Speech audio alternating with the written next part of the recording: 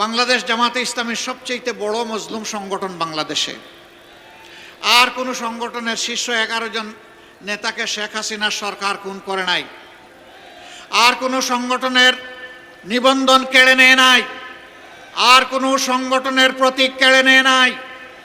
আর কোনো সংগঠনের সমস্ত অফিসগুলো তালাবদ্ধ করে রাখে নাই। আর কোনো সংগঠনের নেতৃবৃন্দের বাড়িঘর বোলডোজার দিয়ে ভেঙে দেওয়া হয় নাই। আর কোনো সংগঠনকে শেষ পর্যন্ত নিষিদ্ধ ঘোষণা করা হয় নাই। এটা একমাত্র সংগঠন বাংলাদেশ জামাতে ইসলামী। তবে আমরা বিশ্বাস করি, যারা সরকারের বাইরে বিরোধী দল আমরা ছিলাম, সকলেই মজলুম ছিলেন। শুধু বিরোধী দলীয় নেতাকর্মীরা মজলুম ছিলেন না, এদেশের 18 কোটি মানুষ মজলুম ছিল।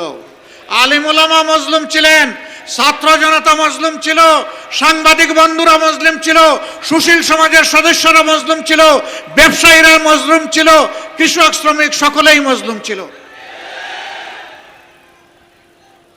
আগস্টের 5 তারিখ যখন আল্লাহ তাআলা সাময়িক মুক্তির ব্যবস্থা করে দিলেন, সেই মজলুম সংগঠন জামাতে ইসলামী উচ্ছ্বাস প্রকাশ করার জন্য মিছিল বের করে নাই, নির্বাচন দাবি করে নাই, কারো কাছ থেকে প্রতিশোধ নেওয়ার ঘোষণা দেয় নাই, হাজার হাজার মামলা বাণিজ্য করে মানুষকে হয়রানি করার সিদ্ধান্ত নেয় নাই, বরঞ্চ আল্লাহ তাআলার শুকরিয়া আদায় করার জন্য সিজদায় পড়েছে যে আল্লাহ তাআলা জগদ্দল পাথর আর ফ্যাসিজমের হাত থেকে বাংলাদেশকে মুক্ত করে দিয়েছেন, আলহামদুলিল্লাহ।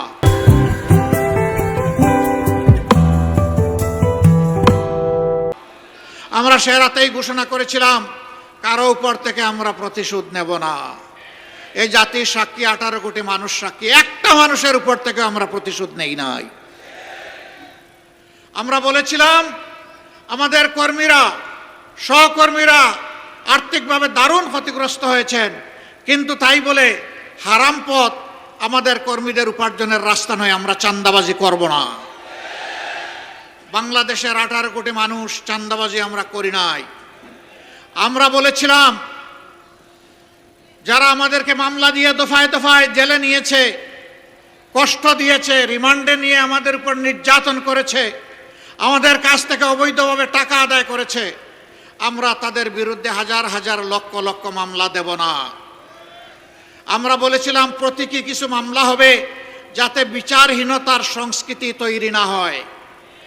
আমরা বলেছিলাম আমাদের কর্মীদেরকে, যারা মজলুম, সাবধান, মামলা দিতে কি একজন নিরপরাধ মানুষকে মামলার আসামি করা যাবে না। আমরা জাতির সাথে কথা রেখেছি। আপনারা শুনে অবাক হবেন, 8টি মামলা, আমাদের সর্বমোট মামলার সংখ্যাই 750। এর মাঝে 8টি মামলা আছে, আসামি মাত্র একজন। আমরা দ্বিতীয় জন খুঁজে পাই নাই, দ্বিতীয় জনের নাম আমরা লিখি নাই। শুধু তাই না,